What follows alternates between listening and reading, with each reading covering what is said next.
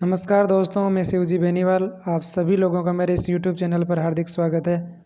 आज हम बात करेंगे त्रिभुज किसे कहते हैं, त्रिभुजों का वर्गीकरण किस प्रकार से होता है, भुजाओं के आधार पर कितने प्रकार के होंगे और कोण के आधार पर कितने प्रकार के होंगे। तो आइए दोस्तों, सबसे पहले हम बात करते हैं त्रिभुज की। तो देखिए दोस्तों, त्रिभुज, इसको हम इंग्लिश में ट्राइंगल बोलेंगे। तीन रेखाखंडों से बंध आकृति, तीन रेखाखंडों से बंध समतलीय आकृति त्रिभुज कहलाती है। या हम ये भी कह सकते हैं तीन भुजाओं से बंध आकृति भी त्रिभुज कहलाती है। तो देखिए दोस्तों, मैं आपके लिए एक ट्राइंगल बना रहा हूँ। यहाँ पे ये ट्राइंगल बनाया अपन ने, तो इसको हमने सी नाम दे दिया, इसको हमने बी नाम दे दिया, इसको हमने ए नाम दे दिया। तो यहाँ पे देखो तीन साइड्स हो गए हमारे पास। त्रिभुज में तीन भुजाएं होती हैं। तीन भुजाएं कौन कौन सी होंगी दोस्तों? देखो, एक तो हो जाएगी ए बी, एक हो जाएगी बी सी और एक हो जाएगी कौन सी? ए सी। फिर इसमें तीन ही कोण होते हैं दोस्तों। तीन कोण कौन कौन से होंगे? देखो दोस्तों, कोण ए, कोण बी और कोण सी। एक कोण ये रहा, एक कोण ये रहा, एक कोण ये रहा। इसको कोण ए बोलेंगे, इसको कोण बी बोलेंगे, इसको कोण सी। वर्टेक्स यानी शीर्ष कितने होते हैं दोस्तों? तीन। शीर्ष इनको कहेंगे दोस्तों, जैसे ए बी सी। और भुजाएं किन्हें कहेंगे दोस्तों? ए बी सी और सी। इसके बाद में हम बात करेंगे दोस्तों त्रिभुजों के प्रकार। तो त्रिभुजों के प्रकार कितने होंगे दोस्तों? ध्यान से देखना। त्रिभुजों के प्रकार की बात करें तो सबसे पहले त्रिभुजों को हम भुजाओं के आधार पर देखते हैं। तो भुजाओं के आधार पर कितने होते हैं दोस्तों? तीन। अब सबसे पहले भुजाओं के आधार पर सबसे पहला कौन सा होगा? विषमबाहु त्रिभुज। तो विषमबाहु त्रिभुज को दोस्तों हम क्या कहेंगे इंग्लिश में? Scale and triangle. यानी जिस त्रिभुज की तीनों भुजाएं असमान हो, जिस त्रिभुज की तीनों भुजाएं असमान हो, उसे कौन सा त्रिभुज कहेंगे दोस्तों? विषमबाहु त्रिभुज। जैसे हम यहाँ त्रिभुज बनाकर अब आपको बताएंगे दोस्तों। देखना यहाँ पे, जैसे मैंने आपके लिए एक त्रिभुज बनाया, कौन सा? ये वाला, ए बी सी। इस त्रिभुज में ध्यान से देखना दोस्तों, इसकी तीनों भुजाएं अलग अलग होंगी। ये अलग, ये अलग। ए के जस्ट सामने स्मॉल ए होगी, बी की जस्ट सामने स्मॉल बी होगी और सी के जस्ट सामने कौन सी होगी दोस्तों? स्मॉल सी भुजा। यहाँ जो हम लिख रहे हैं ये स्मॉल ए, स्मॉल बी, स्मॉल सी, ये तो क्या है दोस्तों? त्रिभुज की भुजाएं। क्या है दोस्तों? त्रिभुज की भुजाएं। ठीक है। अब इस त्रिभुज में तीनों भुजाएं अलग अलग होंगी। ठीक है। तो इसका क्षेत्रफल निकालने का फॉर्मूला क्या होगा?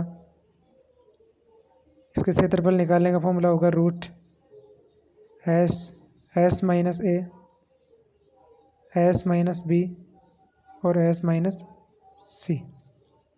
और यहाँ दोस्तों एस का मतलब क्या होता है? एस का मतलब होता है अर्ध परिमाप। एस का मतलब क्या होगा दोस्तों? अर्ध परिमाप। और अर्ध परिमाप कैसे निकाला जाता है दोस्तों?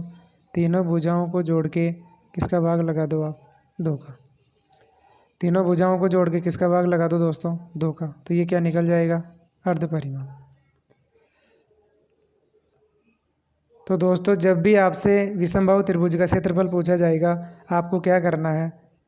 ये वाला फॉर्मूला लगा देना है। और इसी को ही हम कौन सा फॉर्मूला लगाएंगे दोस्तों? हीरोन का सूत्र। हीरोन का सूत्र। रूट के अंदर S minus A, S minus B, S minus सी।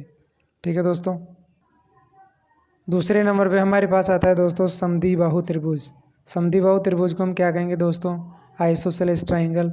यानी वह त्रिभुज जिसकी दो भुजाएं समान हो और एक भुजा क्या हो दोस्तों? असमान। जैसे मैं डायग्राम बना रहा हूँ आपके लिए, इसको ध्यान से देखना दोस्तों। ये मैंने लिखा ए, ये मैंने लिखा बी और ये हमने लिखा सी। ये तीनों शीर्ष होते हैं दोस्तों ए बी सी। तो दो भुजाएं कोई भी बराबर कर लेंगे हम, ये दोनों भुजा बराबर, ये तीसरी अलग हो जाएगी। समान भुजा को हम ए लिख रहे हैं और असमान भुजा को अपन बी लिख रहे हैं। तो यहाँ पे ध्यान से देखना दोस्तों, दो भुजाएं समान होने का मतलब इसके दो कोण भी बराबर होंगे। इस वाले के सामने वाला तो ये कोण और इस भुजा के सामने वाला ये कोण। यानी भुजा बराबर तो कोण बराबर नियम लगता है दोस्तों। तो कोण जो बी है वो किसके बराबर हो जाएगा? कोण सी के। फिर दूसरी बात, अगर इसका हमें क्षेत्रफल निकालना हो तो इसके क्षेत्रफल का फॉर्मूला होता है दोस्तों B/4 रूट इंटू रूट के अंदर 4a² माइनस b²। यहाँ जो b होगी तो दोस्तों जो b है वो तो असमान भुजा होगी, और जो a होगा वो कौन सी भुजा होगी दोस्तों? समान भुजा। तो ये होता है समद्विबाहु त्रिभुज।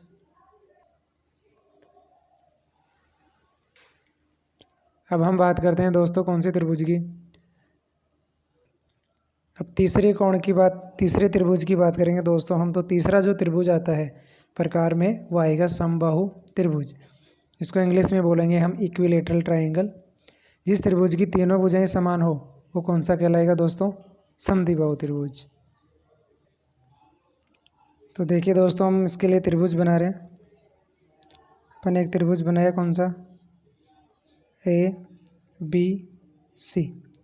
तो इसकी तीनों भुजाएं क्या होंगी दोस्तों? बराबर। ये भी स्मॉल a, ये भी स्मॉल a, ये भी स्मॉल a।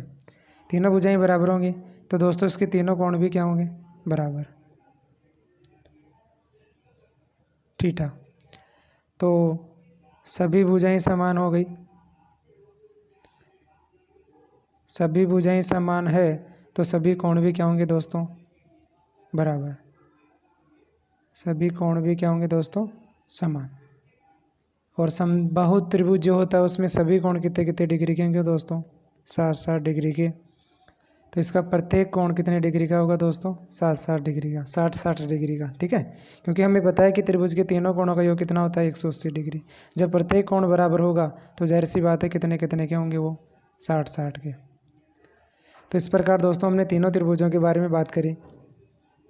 अब हम आगे बात करेंगे त्रिभुज के प्रकार की, और वो भी किसकी? कोणों के आधार पर। तो कोणों के आधार पर त्रिभुज के प्रकार दोस्तों ये भी कितने प्रकार के होते हैं? 3 प्रकार के होते हैं।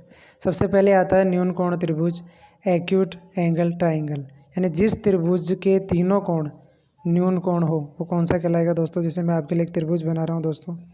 इस त्रिभुज में ये ए शीर्ष हो गया, ये बी हो गया और ये सी हो गया। तो इसके प्रत्येक कोण कितने होंगे? 90 डिग्री से कम होंगे। ये 70 मान लो, 13 और 5 कितने होते हैं दोस्तों?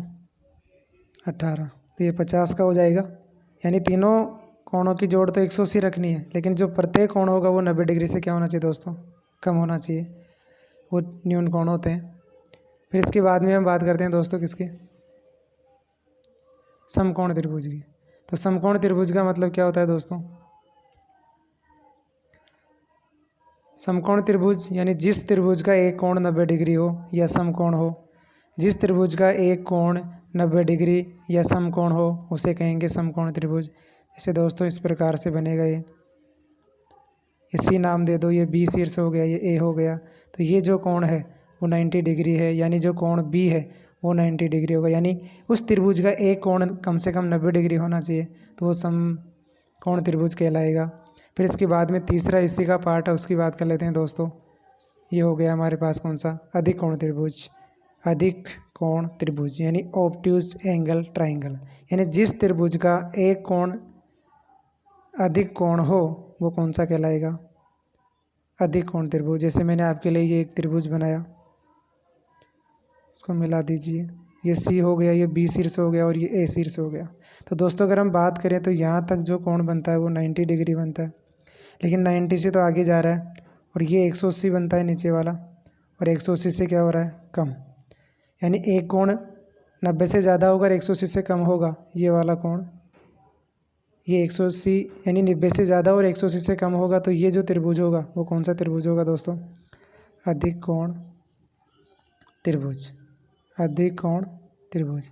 इस प्रकार दोस्तों हमने त्रिभुज को कोणों के अनुसार और त्रिभुजाओं के अनुसार हमने उनका वर्गीकरण देखा। तो आपको ये वीडियो बहुत अच्छा लगेगा दोस्तों। सभी तक फैलाइए इस वीडियो को, सभी स्टूडेंट तक को फैलाएं, और आप ज़्यादा से ज़्यादा मुझे कोऑपरेट कीजिए ताकि मैं और अच्छे वीडियो बनाऊं। तो इस चैनल पर बने रहिए। आपको मैं बहुत अच्छे कंसेप्ट दूंगा। यहाँ पे मैथमेटिक्स के बहुत सारे वीडियोस डालेंगे अभी। धन्यवाद।